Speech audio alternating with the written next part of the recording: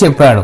అప్పుడు ఈ అక్షయ పాత్ర పాండవులు వాడిన అక్షయ పాత్ర అని ఒక్కటే అని పాండవులకు సూర్య భగవానుడు ఇచ్చిన అక్షయ పాత్ర అంటే పాత్ర రాగి పాత్ర అని తాను ఇచ్చేటప్పుడు తన మాటల్లో చెప్పాడని అంటుంటారు. అయితే ఇప్పుడు ఉడిపిలో ఉన్న అక్షయ పాత్ర చెక్కతో చేసింది అంట.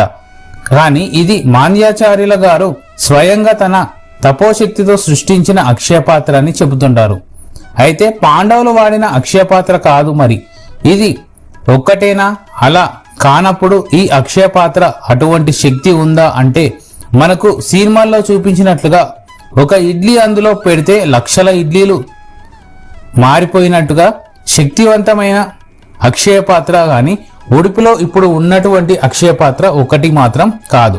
కానీ ఒక పాత్రలో ఉంచిన ఈ అక్షయ పాత్రలో గరిట తాకించి తర్వాత మాంద్యమాచార్యుల గారు చెప్పిన విధంగా ఎన్ని వేల మందికి వడ్డించినా ఇందులో ఆహారం సరిపోతుందని అంటూ ఉంటారు. అందుకే గత 750 సంవత్సరాలుగా ఎటువంటి అంతరాయం లేకుండా ఉడిపిలో నిత్యం అన్నదానం చేస్తూ ఉంటారు.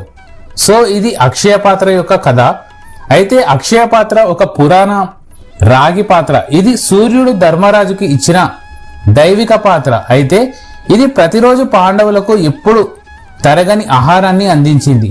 మరో కథలో శ్రీకృష్ణుడికి నిత్యం ద్రౌపది పూజించడం వల్ల సంతోషించిన శ్రీకృష్ణుడు ద్రౌపదికి అక్షయ పాత్రను ఆహారంగా పాత్రగా అనుగ్రహించాడని, తరగని ఆహార పాత్రను అనుగ్రహించాడని, ఇది ప్రతిరోజు ఉపరిమితమైన ఆహారాన్ని నిరంతరం అందించే పాత్ర.